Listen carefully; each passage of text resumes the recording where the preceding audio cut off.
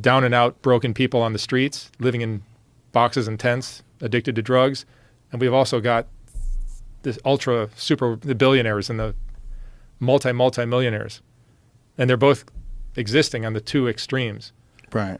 And good luck getting the rich to say, all right, we're going to give away a third of our money so that we can help these people. Well, they don't have any faith in it.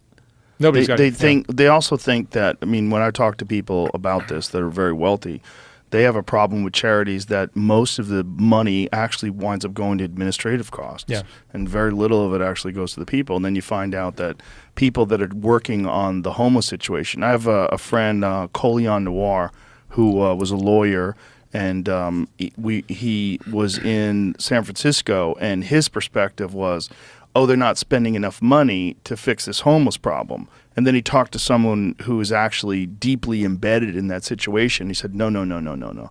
That's not the problem. They are spending a lot of money on it, but the money is going to these people that get high salaries that work on the homeless problem. And he showed us a spreadsheet of all these people, and it's six-figure salaries, some of them $250,000 a year. And it's a lot of them that are handling the homeless situation in Los Angeles and the homeless situation in San Francisco. And there's no incentive to fix it.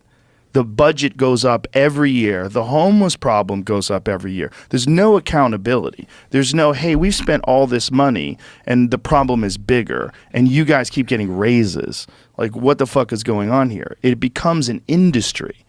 And then fixing the homeless, like if you look at the actual budget for dealing with the pull up the budget for dealing with the homeless in Los Angeles in 2022, because it's bonkers when you see the sheer amount of money that's being spent ineffectively.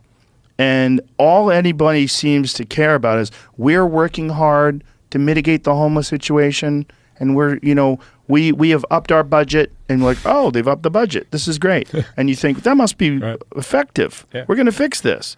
But nothing gets done. No, it's a big problem. I think the big number was for California, not just for Los Okay, Angeles. let's get the California. 7.2 billion. 7.2 billion just for homeless. I would think with that, you could clean up Tenderloin in San Francisco and L.A. 3.3 billion general fund in 21-22 to almost 30 homelessness-related programs across the state.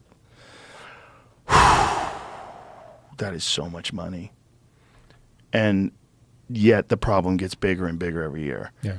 And I think the problem, I was talking about the layers, you keep peeling them back. When you peel back the last layer, it's human greed. Human greed is the problem.